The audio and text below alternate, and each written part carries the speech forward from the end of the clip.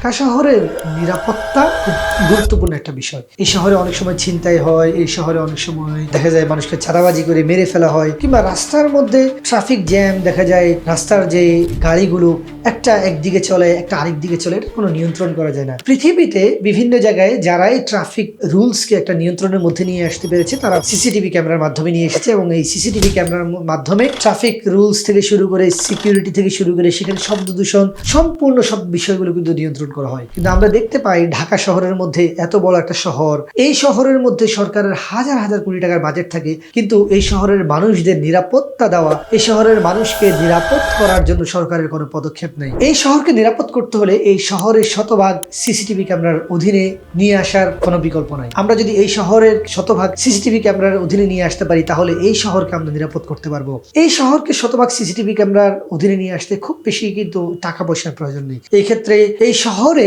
যদি 10,000 CCTV camera স্থাপন করা হয়, টোটাল পুরো শহরটা কিন্তু একটা নিরাপদ হয়ে যাবে। এই টোটাল পুরো শহরটা একটা ইকোসিস্টেমের মধ্যে চলে আসবে। তখন এই শহরে কেউ চাঁদাবাজি করলে, কেউ কাউকে ছিনতাই করলে, কোনো গাড়ি ট্রাফিক রুলস ভায়োলেট করলে, কিংবা আমরা এখন দেখতে পাই আমাদের দেশের মধ্যে বিভিন্ন ট্রাফিক যারা সার্জেন্ট রয়েছে তারা রাস্তার মধ্যে তারা দাঁড়িয়ে দাঁড়িয়ে থেকে তারা যেভাবে সিগন্যাল দেয়, খুব অনিরাপদ ভাবে তারা গাড়িগুলো নিয়ন্ত্রণ করে, এটা তাদের জন্য অনেক বেশি অনিরাপদ। এবং আমরা যে জন্য দেখতে পাই বিভিন্ন সময় নিউজ হয় যে ট্রাফিক সিগন্যাল দিতে গিয়ে কিন্তু তাকে অ্যাক্সিডেন্টের সম্মুখীন হয়েছে। পৃথিবীর কোন রাষ্ট্রে ট্রাফিক সিগন্যাল এখন বর্তমানে কিন্তু এভাবে দেওয়া হয় না, কারণ দেখতে আপনি একটা মানুষকে দিয়ে এভাবে আপনি দিতে পারেন না, সম্পূর্ণ এটা একটা অনিরাপদ ব্যবস্থা। আমি মনে করি এই শহরকে পরিপূর্ণ নিরাপদ করতে হলে, এই শহরের ট্রাফিককে কন্ট্রোলে আনতে হলে, এই শহরকে একটা সিস্টেমের মধ্যে যদি নিয়ে আসতে চাই, এই শহরে যদি আমরা শব্দ দূষণ কমাতে চাই, তাহলে পুরো শহরকে শতভাগ সিসিটিভি ক্যামেরার অধীনে নিয়ে আসার কোনো বিকল্প নাই।